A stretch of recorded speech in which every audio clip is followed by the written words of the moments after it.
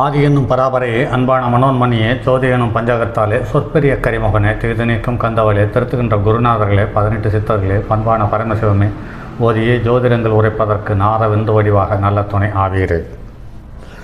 உலகில் உள்ள தமிழ் பேசும் அனைத்து நல் உள்ளங்களுக்கும் மற்றும் ஜோதிட சான்றோர்களுக்கும் மூத்தோர்களுக்கும் ஆர்வலர்களுக்கும் மற்றும் இந்த காணொலியை காணும் உங்களுக்கும் ஆஸ்தோராஜின் இனிய நல்வணக்கங்கள். ஜோதிடம், ஆன்மீகம், வாழ்வியல், மருத்துவம் என்ற 4 தலைப்புகளில் தொடர் காணொளிகளாக கொடுத்து வருகிறோம். அந்த வகையில் இன்று ஜோதிடத்தில் மற்றும் ஒரு பதிவு. இந்த பதிவு வாழ்நாள் முழுவதும் ஏதாவது ஒரு விதத்தில் எதையோ ஒன்றை தேடிக்கொண்டே பயணிக்கும் பயணத்தின் தொடக்கமே வாழ்க்கை. அந்த வாழ்க்கையில் மிகப்பெரிய செல்வமாக கருதுவது புத்திர செல்வம். அந்த புத்திரம் தோஷமாக மாறுகிறது சில நேரத்தில் சில மனிதர்களுக்கு. அந்த புத்திர தோஷம் எப்படி அமையும், அதற்கு பரிகாரங்கள் என்ன என்பது சார்ந்த தகவலே இந்த காணொளி.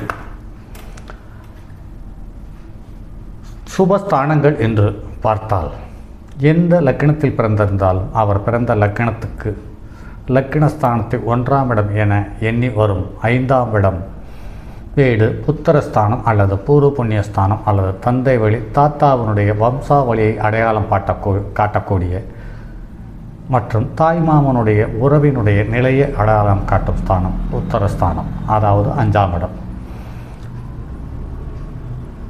இந்த 5ஆம் இடம் 1, 5, 9 இந்த 3 வீடுகளும் ஒன்றுக்கொன்று திரிகோணமாக அமைகிறது. இந்த ஒரு ராசியில் இருக்கக்கூடிய, அதாவது லக்னத்தில் இருக்கக்கூடிய எந்த கிரகத்தினுடைய நட்சத்திரம் இருக்கிறதோ அந்த கிரகத்தினுடைய அடுத்த அணு ஜென்ம திரிஜென்ம நட்சத்திரமே அடுத்த 3 வீட்டிலேயும் அடுத்த 2 வீட்டிலேயும் இருக்கும். அதாவது 1, 5, 9 3 வீட்டில் இருக்கும் என்பதை கருத்தில் கொள்ளலாம். ஆக இவர்களை தான் ஜீன் என்று சொல்கிறோம், வம்சாவளி என்று சொல்கிறோம், டிஎன்ஏ என்று தற்போதைய ஆங்கில மருத்துவம் அறிவியலும் சொல்கிறோம். இதை எத்தனையோ 1000 ஆண்டுகளுக்கு முன்னாலேயே தெளிவாக நம் முன்னோர்கள் வரையறுத்து அடையாளம் காட்டி சென்றிருக்கிறார்கள் என்பதில் பெருமையிலும் பெருமை என்று எடுத்துக்கொள்ளலாம். ஜாதகரினுடைய புத்தி கூர்மை, ஞாபக சக்தி, ஜாதகர் போன ஜென்மத்தில் செய்த பூர்வ புண்ணியத்தின் அளவு, கர்ப்பம் மற்றும் கர்ப்பச் சிதைவு, பிறருக்கு ஆலோசனை கூறுதல், இருதயம், திடீர் அதிர்ஷ்டம், வயதில் நம்மை விட மூத்த மைத்துனர், அக்காவின் கணவர், அண்ணி, நாம் வணங்கும் இஷ்ட தெய்வம், புத்தகம் வெளியிடும் நிறுவன தலைவர், எழுத்தாளர் மற்றும் விவரங்கள், இது அனைத்தையும் 5ஆம் இடத்தின் மூலம் தெரிந்து கொள்ள முடியும். வெளிநாட்டில் சம்பாதிக்கும் யோகம் 5ஆம் வீட்டை லட்சுமி ஸ்தானம் என்று கூறுவார்கள். லக்னத்திற்கு 2, 5, 8, 11ஆம் இடங்கள் பணபரஸ்தானம் என்றும் கூறுகிறார்கள். ஆனால் புத்திரஸ்தானத்தில் புத்திரஸ்தானம் பணபரஸ்தானத்திலும் வருவதால் திடீர் பணவரவு, அதிர்ஷ்டம், லாபஸ்தானம் போன்றவற்றையும் 5ஆம் இடம் காரகம் வகிக்கிறது. 5ஆம் வீட்டின் அதிபதி புத்திக்காரகனான குரு, புத்திரக்காரகனான குரு. இந்த இருவரும் ஜாதகத்தில் பலம் பெற்றிருக்கும் பட்சத்தில் அந்த 5ஆம் இடத்துக்குரிய புத்திர வாக்கியம் என்பது அழகாகவும் சிறப்பாகவும் வந்து சேர்கிறது அல்லது அமைகிறது என்று எடுத்துக்கொள்ளலாம். 5ஆம் வீட்டின் அதிபதி உச்சம் அல்லது ஆட்சி பெற்று நிற்க அந்த ஜாதகரின் குழந்தைகள் அறிவுடைய புத்திசாலியாக நல்ல படிப்பு படித்து நல்ல சமூக அந்தஸ்து கௌரவமிக்கவர்களாக திகழ்கிறார்கள். வீடு, வாகனம், செல்வ நிலை போன்றவைகள் சிறப்பாக அமைகிறது. வெளிநாட்டில் வசித்து நிறைய சம்பாதிக்கும் நிலையையும் தருகிறது. இப்படிப்பட்ட புத்திர பாவம் அல்லது புத்திர பாவத்துக்கு ஏற்ற இறக்கங்களை தரும் கிரகங்களுடைய தொடர்பையே தோஷம் என்கிறோம். குரு 5ஆம் வீட்டின் அதிபதி 5ஆம் வீடு அசுப பலம் பெற்று கெட்டாலும், நீச்சம் பெற்று அஸ்தமனம் அடைந்தாலும், 6, 8, 12 மறைந்தாலும், பாவக்கரங்கள் சம்பந்தம் பெற்று பாவக்கரனுடைய பார்வையை பெற்று பலகீனம் அடைந்தாலும், சந்திரன் வீட்டில் நின்றிருந்து 5ஆம் வீடு மற்றும் 5ஆம் வீட்டு அதிபதியின் பலத்தை கணக்கிட்டு தோஷத்தின் அளவை முடிவு செய்யலாம். 5ஆம் வீட்டின் அதிபதி குரு மற்றும் சந்திரன் நின்ற வீட்டின் 5ஆம் வீட்டு அதிபதியின் பலமற்ற நிலையை கீழே சொல்லக்கூடிய கோயில்களினுடைய பரிகாரங்கள் மற்றும் வேண்டுதல் மற்றும் தரிசனங்கள் உங்களுடைய வாழ்க்கையில் நல்ல ஏற்றத்தை தரும் என்பதில் நல்ல அனுபவத்தில் கடந்த 25 வருடத்தில் நான் சொல்லி பல நூல்களிலிருந்து எடுக்கப்பட்ட தகவல்கள். அதை நான் வாடிக்கையாளர்களுக்கு சொல்லி அதன் மூலம் நன்மை பெற்ற தகவல்களை மட்டுமே இன்று உங்களோடு பகிர்ந்து கொள்கிறேன். ஆக இந்த காணொளியில் சொல்லப்பட்ட பரிகாரங்களை முழுமையாக முழு மனதோடு செய்து பாருங்கள். உங்களுடைய வாழ்க்கையில் ஒரு அற்புத மாற்றம் உண்டு பண்ணும் என்பதில் மாற்ற கருத்தில்லை. உங்களுக்கு அந்த புத்திர பாக்கியத்தை தடுக்கும் கிரகம் வலுவாக இருக்கும் பட்சத்தில் நான் சொல்லக்கூடிய பரிகாரத்தை உங்களால் செய்ய இயலாமல் போகலாம். அவ்வளவே. முதலில் புத்திரக்காரன் குருவான தோஷ பரிகாரஸ்தலம் கும்பகோணம் அருகில் உள்ள ஆலங்குடி என்பதாகும். இந்த திருத்தலம் கும்பகோணம் டு மன்னார்குடியில் வழியில் இருக்கிறது. இங்குள்ள விநாயகருக்கு அருகம்புல் மாலை சாத்தி விளக்கு ஏற்றி தேங்காய் பழமுடன் அர்ச்சனை செய்து பின்பு இங்குள்ள சிவன், அம்பாள் மற்றும் தட்சணாமூர்த்தி ஆகிய மூவருக்கும் பூமாலை தேங்காய் பழத்துடன் விளக்கு ஏற்றி அர்ச்சனை செய்து இங்குள்ள தட்சணாமூர்த்திக்கு மஞ்சள் வஸ்திரம் சாத்தி 24 விளக்குகள் ஏற்றி கொடிமரம் முன் விழுந்து நமஸ்காரம் செய்து வர குழந்தை பாக்கியம் கண்டிப்பாக உங்களுக்கு கிடைக்கும். அதே சமயத்தில் கொடிமரத்தை 24 முறை சுற்றி முடித்து மீண்டும் கொடிமரத்தின் முன் சாஸ்தாங்கமாக விழுந்து வணங்கி வாருங்கள். அடுத்த 21 மாதத்திற்குள் உங்களுக்கு கண்டிப்பாக குழந்தை, உங்களுடைய மனதில் இருக்கக்கூடிய குழந்தை நடைமுறையில் கண்ணுக்கு முன்னால் இருக்கும் என்பதில் மாற்ற கருத்தில்லை. அடுத்து இரண்டாவதாக சிதம்பரம் அருகில் உள்ள ஸ்ரீ முஷ்ணம் என்று அங்குள்ள கோயிலில் முன்புறம் உள்ள கடைகளில் குழந்தைகளுக்கான பூஜை சாமான் என கூறினால் தேங்காய் பழமுடன் கற்கண்டு பசும்பால் வாங்கி சென்று கோயில் அருகில் உள்ள தெப்பக்குள கரையில் உள்ள மரத்தடியில் உள்ள சுவாமிக்கு பூஜை செய்து கிராமப்படி பூஜை செய்து அர்ச்சகர் அர்ச்சனை செய்து அந்த மரத்தை 9 முறை சுற்றி வணங்கி சுவாமியை விழுந்து வணங்கி விளக்கு ஏற்றி பின்பு கோயிலுக்கு சென்று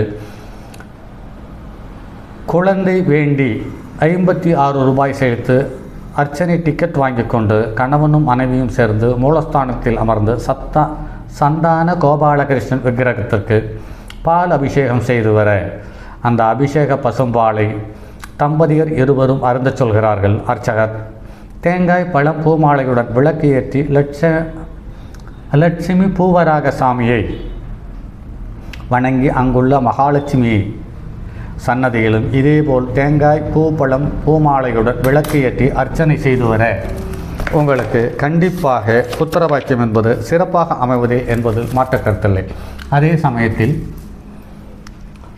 கௌளவ கரணத்தில் பிறந்தவர்களுக்கு இது இந்த ஸ்ரீ முஷ்ணம் அருகில் உள்ள பூவராக பெருமாள் என்று சொல்லக்கூடிய வராக பெருமாள் ஒரு அற்புதமான நிவர்த்தி ஸ்தலம். உங்களுக்கு கௌளவ கரணத்தில் பிறந்தவர்கள் யாராக இருந்தாலும் உங்களுக்கு இருக்கக்கூடிய பிரச்சனைகளை அங்கு சென்று பெருமாளுக்கு துளசி மாலை வாங்கி கொடுத்து அர்ச்சனை செய்து வரும் பட்சத்தில் கண்டிப்பாக உங்களுடைய கண்ணுக்கு முன்னால் அந்த பாதிப்பு குறைவதை கண்டிப்பாக உணர முடியும்.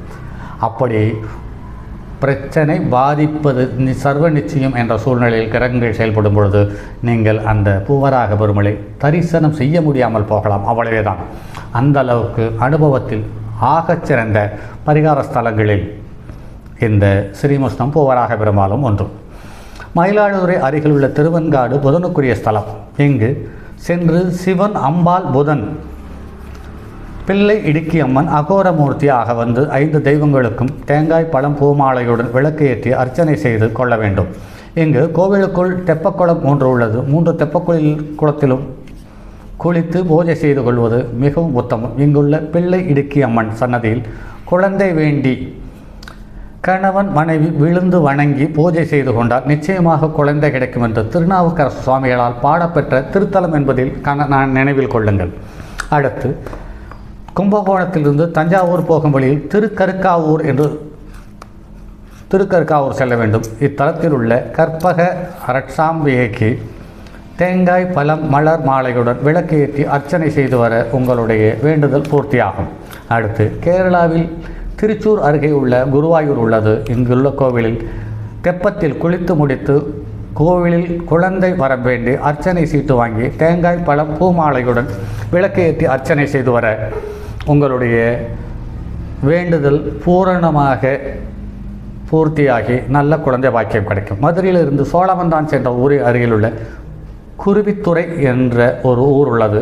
இங்கு குரு பகவான் தன் மகனை கசனை மீட்க வேண்டி தவம் செய்து குரு தோஷ நிவர்த்தி பெற்றதாக சொல்லப்படுகிறது. இங்கு சென்று சிவன், அம்பாள், தட்சணாமூர்த்தி ஆக 3 பேருக்கும் தேங்காய், பழம், மலர் மாலையுடன் விளக்கு ஏற்றி வழிபட்டு வணங்கி வர உங்களுடைய பூர்வ ஜென்ம புத்திர தோஷம் கொஞ்சம் கொஞ்சமாக விலகி உங்களுக்கு நல்ல புத்திர வாக்கியம் தரும் என்பதில் மாற்று கருத்தில்லை. அடுத்து, இதுபோக கணவன் மனைவி இருவரும் பிறந்த ஜாதகப்படி 5ஆம் வீடு பூர்வ புண்ணியஸ்தானம் எந்த கிரகத்திற்குரிய வீடு என்று நவகிரகத்தால் அதற்கு அந்த கிரகத்துக்குரிய நவகிரகஸ்தானம் சென்று பூஜை செய்து கொள்வது என்பது மிக மிக அவசியம். பிறப்பு ஜாதகத்தை பொறுத்த அவசியம். இது உங்கள் ஜாதகப்படி நல்ல திசாவில் நல்ல புத்தி நடைபெறும் காலங்களில் பரிகார பூஜை என்பது சிறப்பாக அமைகிறது என்பது நடைமுறையில் பார்க்க முடிகிறது. சிவகாசியில் இந்த முறையில் பூஜை செய்து ஆண் குழந்தை அல்லது பெண் குழந்தை பெற்று அநேகம் பேர் உண்டு. இந்த கோவில்களில் சென்று முறையாக பூஜை செய்து வரும்போது உங்களுடைய தோஷங்கள் படிப்படியாக குறைந்து உங்களுடைய கைகளில் தரமான குழந்தை பாக்கியம் தவழ்ந்து விளையாட உங்களுக்கு கடவுள் அருள் புரிவான் என்பதில் மாற்று கருத்தில்லை. இப்படி எண்ணற்ற பரிகாரங்கள் இருந்தாலும் கூட அனுபவத்தில் சாலச் சிறந்த பரிகாரம் என்று ஒன்று உண்டு. அதுதான் திருச்செந்தூர். சஷ்டி தினத்தன்று அங்கு கடலில் குறைந்தபட்சம் ஒரு 22 நிமிடம் கடல் நீரில் குளித்து